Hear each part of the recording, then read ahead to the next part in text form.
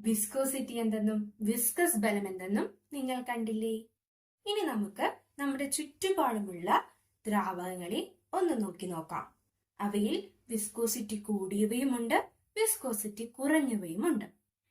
Viscosity കൂടിയ ദ്രാവകങ്ങളെ നമ്മൾ viscous ദ്രാവകങ്ങളെന്ന് പറയുന്നു.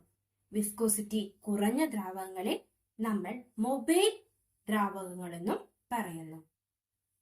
ഓരോന്നും കണ്ടെത്തി അവയെ വിസ്കസ് ദ്രാവകങ്ങളെന്നും അതുപോലെ തന്നെ മൊബൈൽ ദ്രാവകങ്ങളെന്നും പട്ടികപ്പെടുത്തി നോക്കാം.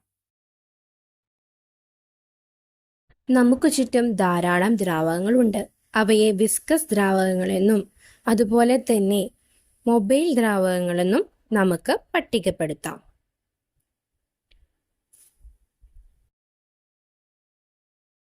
വീഡിയോയുടെ അടിസ്ഥാനത്തിൽ നിങ്ങൾക്ക് ദ്രാവകങ്ങളെ വിസ്കസ് ദ്രാവകങ്ങളെന്നും മൊബൈൽ ദ്രാവകങ്ങളെന്നും പട്ടികപ്പെടുത്താൻ സാധിച്ചോ? ടീച്ചർ പട്ടികപ്പെടുത്തിയത് ഒന്ന് കണ്ടു നോക്കൂ. നിങ്ങളുടെ ഉത്തരവുമായി താരതമ്യം ചെയ്ത് നോക്കുക. ഏതൊക്കെയാണ് വിസ്കസ് ദ്രാവകങ്ങൾ? ഏതൊക്കെയാണ് മൊബൈൽ ദ്രാവകങ്ങൾ? നിങ്ങൾ കണ്ടെത്തി എഴുതിയത് ശരിയല്ലേ? ഉറപ്പുവരുത്തൂ.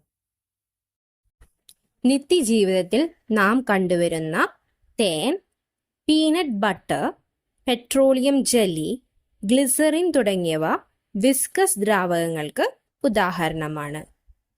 ജലം, പാൽ, വെളിച്ചെണ്ണ, മണ്ണെണ്ണ തുടങ്ങിയ ദ്രാവകങ്ങൾ മൊബൈൽ ദ്രാവകങ്ങളും ആണ്. നമുക്ക് ചുറ്റുമുള്ള മറ്റു ദ്രാവകങ്ങളെ കണ്ടെത്തി ഇതുപോലെ പട്ടികപ്പെടുത്തുമല്ലോ.